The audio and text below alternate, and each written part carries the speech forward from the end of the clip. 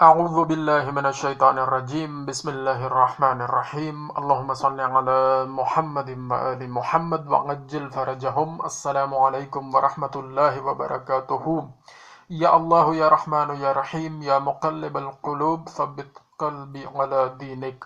دوستو، آج کا ٹاپک ہے انسان کے بارے میں حضور حضرت محمد مصطفیٰ صلی اللہ علیہ وآلہ وسلم نے کیا ارشاد فرمایا، اور مولا علی علیہ السلام نے کیا ارشاد فرمایا، امام حسین علیہ السلام نے انسان کے موضوع پر جو گفتگو کی ان میں سے کچھ چیزیں ہم نے اکٹھی کی ہیں، اور امام جعفر صادق علیہ السلام نے جو تذکرہ فرمایا انسان کے موضوع پر یا اس سے ریلیٹڈ کوئی چیزیں جو بیان کی گئی ہیں، تو کچھ چیزیں ہمارے ہاتھ آئی ہیں، آپ سے شیئر کرتے ہیں۔ تو انسان پر جو حدیث مبارکہ ایک موجود ہے، لفظ انسان جس میں استعمال ہو رہا ہے وہ ہے کسی انسان کے دل میں ایمان اور حسد اکٹھے نہیں رہ سکتے۔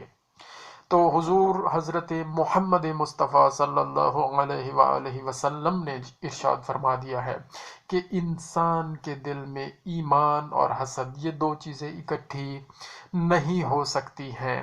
اب جو بندہ اپنے اندر محسوس کر لے کہ یار میں حسد کرتا ہوں اور یہ بیماری میرے اندر موجود ہے، تو اس کو فکر کرنی چاہیے کہ ایمان کی دولت اس کے اندر نہیں ہے۔ اگر حسد موجود ہے، اگر حسد پیدا ہو رہا ہے، اللہ تعالیٰ سے عافیت مانگیں، دعا مانگیں اور اس سے نجات کی دعائیں کرتے رہیں۔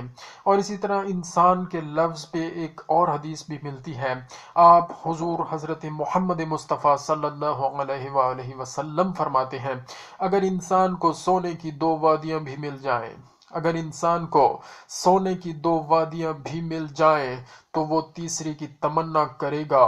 انسان کے پیٹ کو قبر کی مٹی ہی پر کر سکتی ہے، انسان کے پیٹ کو صرف قبر کی مٹی ہی پر کر سکتی ہے۔ صرف کا لفظ میں نے اضافہ کر دیا ہے، ایسا نہیں کرنا چاہیے۔ انسان کے پیٹ کو قبر کی مٹی ہی پر کر سکتی ہے، یہ الفاظ لکھے ہوئے ہیں جی۔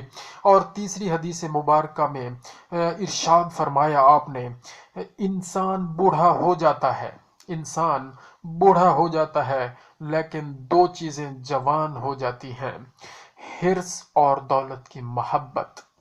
تو ہمیں یہ دیکھنا چاہیے کہ بڑھتی عمر کے ساتھ ساتھ یہ دو چیزیں جوان ہو جاتی ہیں، حرص جوان ہو جاتی ہے، دولت کی محبت جوان ہو جاتی ہے۔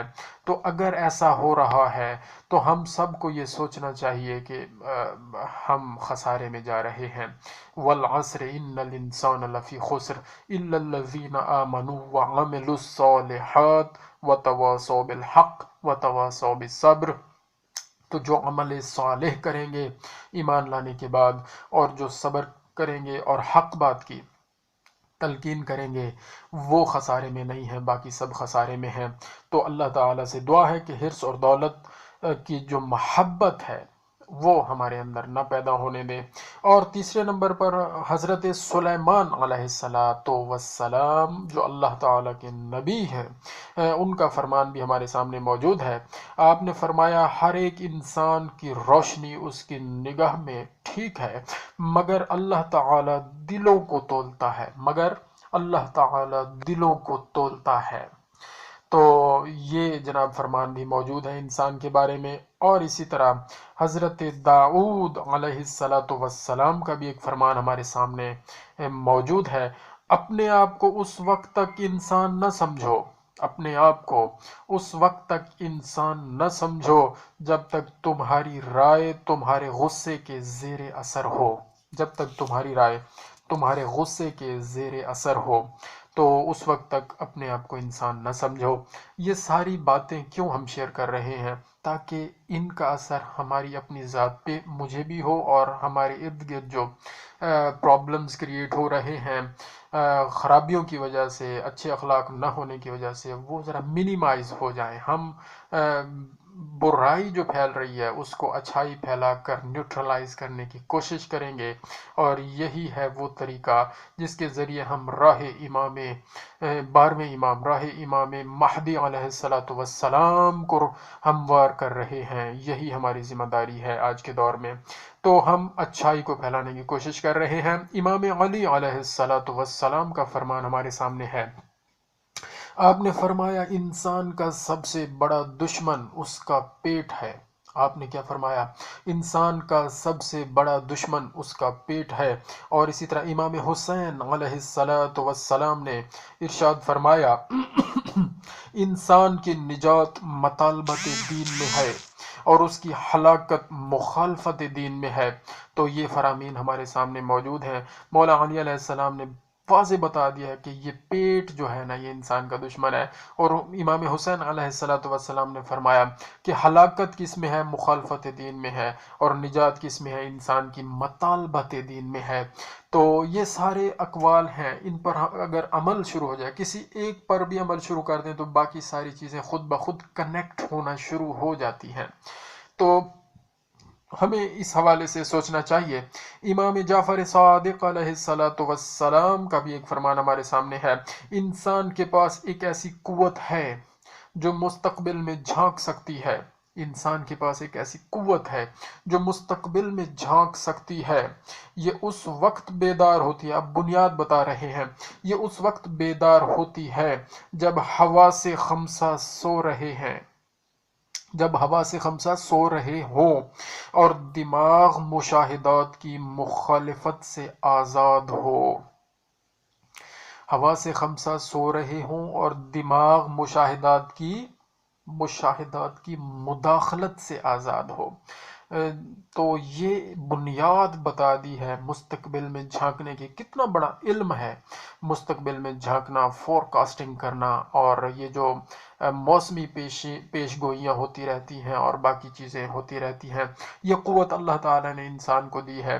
اور امام جعفر صادق علیہ السلام وہ ہستی ہیں جنہوں نے مدینہ میں جو یونیورسٹی امام محمد باقر علیہ السلام، ان کے والد جو محترم تھے، امام جعفر صادق علیہ السلام کے والد محترم حضرت محمد باقر علیہ السلام نے جو یونیورسٹی بنائی تھی مدینہ میں، اس یونیورسٹی کو اتنا وسیع پھیلایا اور اتنے شاگرد پیدا کیا اور اتنے علوم پہ وہاں پہ انہوں نے گفتگو کی اور اتنے علوم ٹرانسفر کیے اپنے شاگردوں کو، کہ آج جتنے بھی علوم موجود ہیں سب کی بیسز وہیں سے ملتی ہے، امام جعفر صادق علیہ السلام اور امام محمد باقر علیہ السلام کی اس یونیورسٹی سے اس کی بنیاد ملتی ہے، اور ان ائمہ سے وہ تعلیمات ملتی ہیں۔ اور انہوں نے یہ جو تعلیمات لی ہیں وہ کہاں سے لی ہیں؟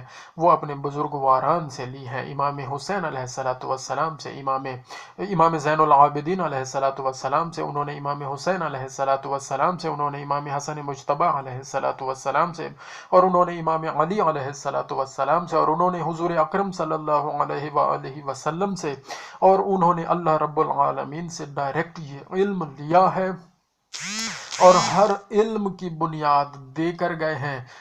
لینے والے میں اتنا ظرف نہیں تھا کہ انہوں نے مکمل لیا نہیں، یا جنہوں نے لیا اور وہاں اس میں ریسرچ اب بھی جو کر رہے ہیں وہ ترقی کرتے جا رہے ہیں اور آگے بڑھتے جا رہے ہیں۔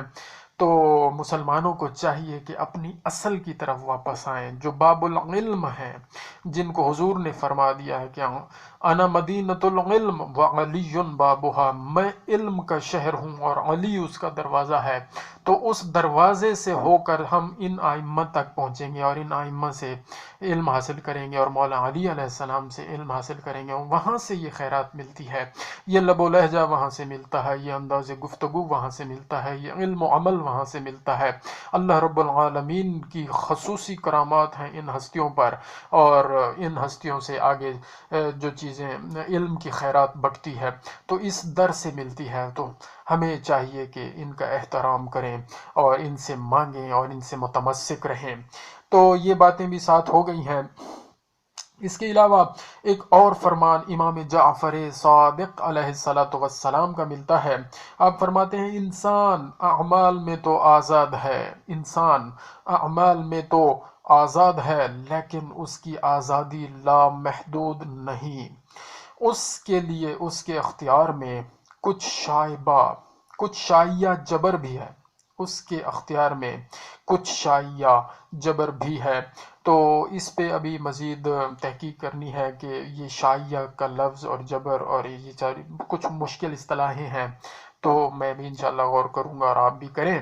تو اس کے علاوہ حضرت اویس کرنی کا ایک فرمان موجود ہے، آپ نے فرمایا انسان کا سب سے بڑا دشمن خود اس کا نفس ہے۔ تو یہ دیکھیں یہ فرمان کنیکٹ ہوتا ہے اسی فرمان سے، مولا علی علیہ السلام نے فرمایا کہ انسان کا سب سے بڑا دشمن اس کا پیٹ ہے۔ نفس اور پیٹ کا بڑا گہرا تعلق ہے، یہ پیٹ ہی ہے جو لذتوں کے لیے انسان کو گناہ پر آمادہ کرتا ہے اور کچھ غلط چیزیں کھانے اور پینے پہ مجبور کرتا ہے، حرام کھانے پہ مجبور کرتا ہے، حلال و حرام کی تمیز ختم کرتا ہے، اور وہ الٹیمیٹلی انسان نفس کی پیروی میں آ جاتا ہے، وہ نفس جو کہ مطمئنہ نہیں ہے، وہ نفس جو کہ اطاعت خدا میں نہیں ہے، وہ اس طرح کے کام کرواتا ہے۔ تو ہم بات کر رہے ہیں موضوع پہ، ایک انسان پر، انسان سے ریلیٹڈ چیزوں پر اور ان سے ریلیٹڈ کچھ واقعات و حالات پر۔ تو انسان ہے کیا؟ ہم نے لکھا، ہم نے پڑھا کہ انسان کیا ہے؟ خلاصہ کائنات ہے، مجموعہ اوصاف عالم ہے، کوزے میں ایک بند دریا ہے۔ انسان کوزے میں ایک بند دریا ہے اور ایک مختصر سے وجود میں پورا عالم پن نہا ہے، ایک مختصر سے وجود میں ایک پورا عالم پن نہا ہے۔ تو یہ انسان ہے۔